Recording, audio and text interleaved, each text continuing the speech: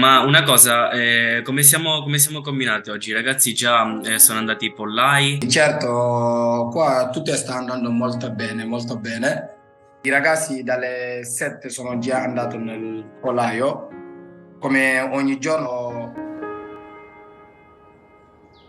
Questo primo viaggio del 2016 abbiamo scoperto effettivamente qual era la vocazione naturale dei paesi africani, dei villaggi rurali che sono tra i più poveri. Siamo andati accompagnati da uno dei nostri mediatori che aveva studiato in Italia, che era già diventato uno dei nostri collaboratori e che aveva manifestato la volontà di voler rientrare nei paesi di origine. Insieme a lui abbiamo creato nei villaggi rurali delle attività agricole e avicole. Ad oggi gestiamo 5 pollai per un allevamento di almeno 3.000 polli che servono ad azzerare la fame nei paesi di origine e poi vengono inseriti nella rete di vendita che consente di rendere sostenibile l'attività di microimpresa sociale. Con il senno di poi abbiamo riflettuto su questo tipo di attività sul nostro programma di cooperazione allo sviluppo e lo abbiamo chiamato cooperazione circolare, dove la circolarità ha significato per noi alimentare un continuo movimento nord-sud del mondo, agito non soltanto da noi, dai classici cooperanti espatriati italiani, ma agito soprattutto dagli stranieri, dai migranti stessi che una volta formati in Italia possono ritornare nei loro paesi di origine e trasferire il know-how acquisito utile a mandare avanti le attività socio-economiche nei paesi più poveri. C'è Israel che ha aperto a Piazza Armerina la propria ditta individuale con un salone da parrucchiere aiutato da un nostro cittadino, oppure abbiamo Ali, un nostro mediatore culturale maliano che è arrivato con noi nel nostro SAI di Aidone nel 2013, ha studiato con noi, che ha iniziato a gestire con noi la comunità in qualità di mediatore, successivamente è diventato coordinatore della nostra comunità per minori stranieri non accompagnati, oggi è il direttore di Beteia Hostel presso Colonia Don Bosco a Catania.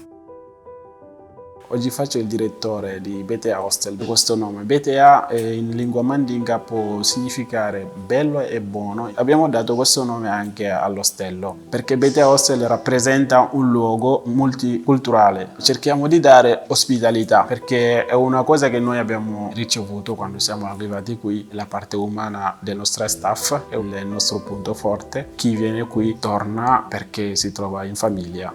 Quindi gestisco questo ostello come direttore, è una gestione molto complicata ma nello stesso tempo molto bello perché sempre ci dà la possibilità di scoprire l'altro, di incontrare l'altro, di arricchirci tutti i giorni. L'associazione ha promosso la squadra di calcio, la SD Don Bosco 2000, per rispondere alle esigenze sia dei giovani migranti che dei giovani siciliani che si ritrovavano in questo campo per allenarsi e divertirsi insieme. Quindi lo sport poi è diventato un filo conduttore che gli ha permesso di stare tutti assieme, condividere delle regole e col tempo si è affermata come una delle prime squadre multiculturali che è diventata importante sul territorio. Adesso infatti milita in prima categoria.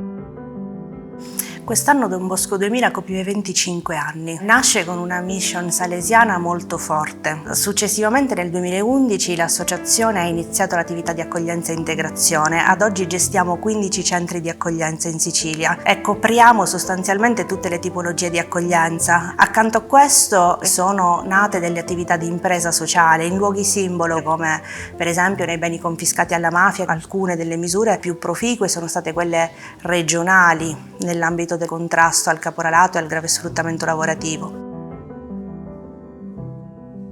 Il cartello ascolto è dedicato alle persone che mi vengono a trovare che vogliono parlarmi di qualcosa. Nella complessità che gestiamo oggi spesso arrivano anche corrucciate un po' cupe o con qualche preoccupazione, perciò simbolicamente le maracas li portano a sorridere perché è anomalo vederli su una scrivania in ufficio, perciò iniziandole a suonare escono almeno con il sorriso.